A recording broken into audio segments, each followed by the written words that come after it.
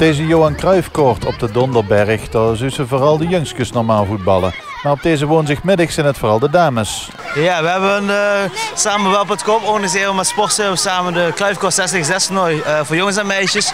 De jongens voorronde zelf voorbij. En nu is het de beurt aan de meisjes. We hebben 12 teams uit heel Roermond eigenlijk. Heel veel scholen die aan deelnemen.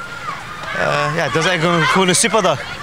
Nou is dit op het Cruijffkoord, hè? Dat ligt hier een tijdje op de Donderberg. Is dat anders dan bijvoorbeeld op een gewoon voetbalveld? Ja, dat is meer kooivoetbal. Ja, je kan de randen van de veld van de kooi kan je gewoon meenemen. Kunstgras natuurlijk. Ja. En ja, dat is eigenlijk gewoon een heel mooi voetbalveld, een trapveldje eigenlijk.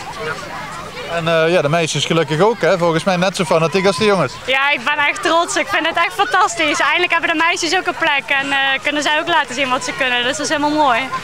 En, meestal zien we hier de jongens, hè, op het Cruijffkoord, sowieso als je niet ja, een toernooi is of zo. Dus dit is ook wel eens leuk, toch? Ja, fantastisch toch? Je wordt er vrolijk van. Is dat ook voor het eerst dat de meisjes aan dit toernooi meedoen? Ja, vorig jaar hadden we 1 team. Toen hebben we ook meegedaan. Het is een landelijk toernooi. Toen hebben de meisjes uit Roermond wel de finale gehaald. Omdat ze dus ja, zoveel respect hadden voor de tegenstander. Dat telt ook heel zwaar.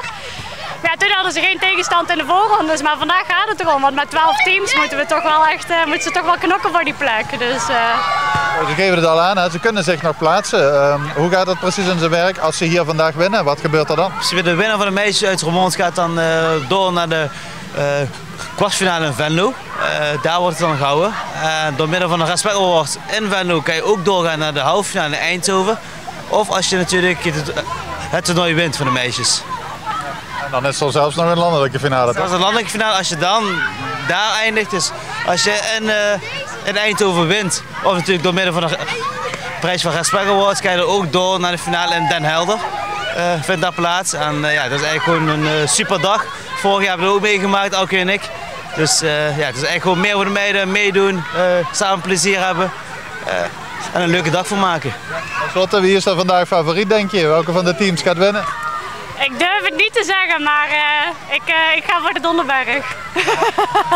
Nog een speciale reden voor dat je dat zegt? Ja, ze werken hier in de Gotja, dus een klein beetje bevooroordeeld. We hebben een thuiswedstrijd vandaag. Ik heb een thuiswedstrijd vandaag. Veel succes! Dankjewel. Dankjewel.